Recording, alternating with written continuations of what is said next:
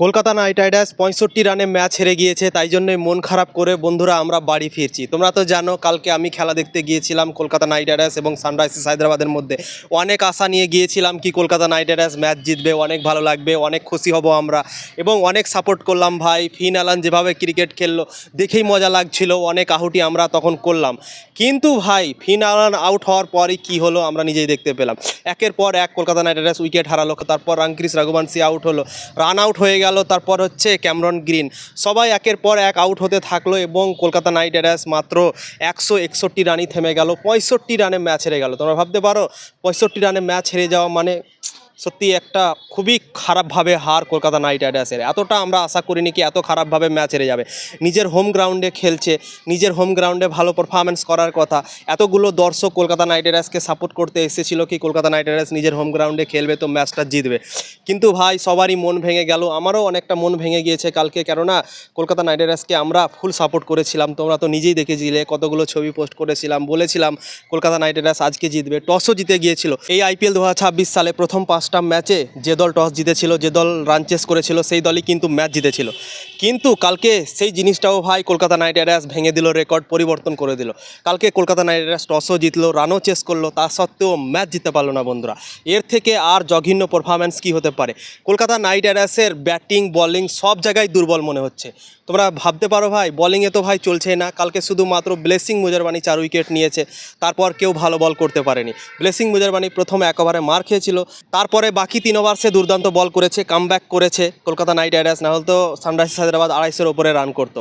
Blessing মুজারবানি 4টা wicket নিয়েছিল, তাই জন্যই সানরাইজার্স হায়দ্রাবাদকে 226 রানে থামতে পেরেছিল কলকাতা নাইট রাইডার্স। তখনও ভেবেছিলাম কি যেহেতু ওদের ব্যাটাররা এত সুন্দরভাবে ক্রিকেট খেললো, ইডেন গার্ডেনের মাঠে অনেকটা ব্যাটিং পিচ থাকে, তো কলকাতার ব্যাটাররাও আমার মনে হয় ভালো খেলবে।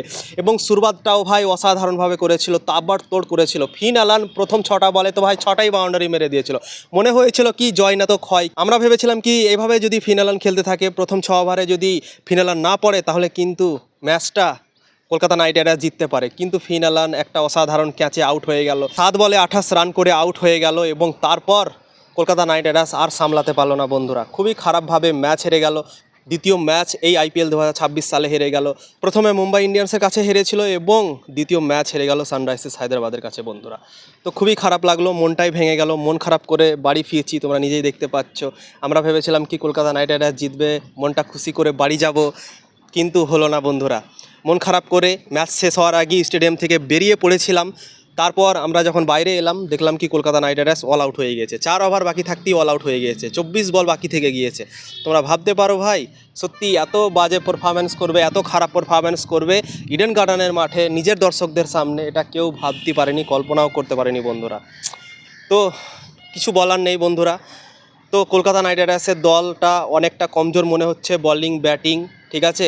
ফিল্ডিংয়েও কলকাতা নাইট রাইডার্স খুব একটা ভালো কাজ করতে পারেনি। কালকে 2টো ক্যাচ মিস করেছে আজিঙ্কে রাহানে, ঠিক আছে। প্রথম ক্যাচটা ট্র্যাভিস হেডেন মিস করেছিল, তারপরেও একটা ক্যাচ মিস করেছিল এবং ফিল্ডিংয়েও খুবই বাজে পারফরম্যান্স কালকে হলো কলকাতা নাইট রাইডার্সের। বরুণ চক্রবর্তীও একটা ক্যাচ ছেড়ে দিয়েছিল, তোমরা তো নিজেই দেখেছিলে। তো এই আইপিএলে কলকাতা নাইট রাইডার্স খুব একটা মনে হচ্ছে টিমটা ভালো লাগছে না দেখে। পরিবর্তন করতে হবে, চেঞ্জেস করতে হবে কলকাতাকে এখান থেকে কামব্যাক করার জন্য, কেননা কলকাতা নাইট রাইডার্সের ব্যাটিংটা খুবই কমজোর মনে হচ্ছে। ওপর দিকে মনে হচ্ছে ভালো, কিন্তু যতটা উইকেট পড়ছে মনে হচ্ছে আরও আস্তে আস্তে কমতে থাকছে, ব্যাটিং কমজোরি হতে থাকছে বন্ধুরা। তো এভাবে চলবে না। আশা করছি কলকাতা নাইট রাইডার্স এর পরের ম্যাচে হয়তো পরিবর্তন করতে পারে। পাঞ্জাব কিংসের সাথে ম্যাচ আছে 6 তারিখ। তো পাঞ্জাব কিংস তো আরও ভাই অনেক শক্তিশালী দল, তো এদের বিরুদ্ধে ভাই খেলাটাও অতটাও সহজ হবে না। তো আমার মনে হয় পরিবর্তন করা উচিত, সুনীল নারায়ণকে দিয়ে ওপেন করানো উচিত আজিঙ্কে রাহানের পরিবর্তে। ফিন অ্যালান আর সুনীল নারায়ণ যদি ওপেন করে কেকেআর দলের জন্য আমার মনে হয় ভালো হতে পারে বন্ধুরা। আজিঙ্কে রাহানে যদি 3-এ খেলে, আঙ্কিশ রঘুবংশী 4-এ খেলে, 5 নম্বরে ক্যামেরন গ্রিনকে যদি খেলায়, ক্যামেরন গ্রিনকে যদি বাদ দেয়, না যদি সে বল করে, তাহলে নবমান পাওয়ালকেও খেলাতে পারে বন্ধুরা। তো ব্যাটিংটা কমজোরি হয়ে আছে, তো আশা করছি ব্যাটিংয়ে কাজ করতে হবে কলকাতা নাইট রাইডার্সকে এবং দেখতে হবে কি কম্বিনেশনটা খেলালে কলকাতা নাইট রাইডার্স ম্যাচ জিততে পারে বন্ধুরা। তো খুবই খারাপ লাগলো, মন খারাপ করে বাড়ি ফিরছি। সত্যি ভাই অনেকটা মন খারাপ, তোমরা নিজেই দেখতে পাচ্ছ।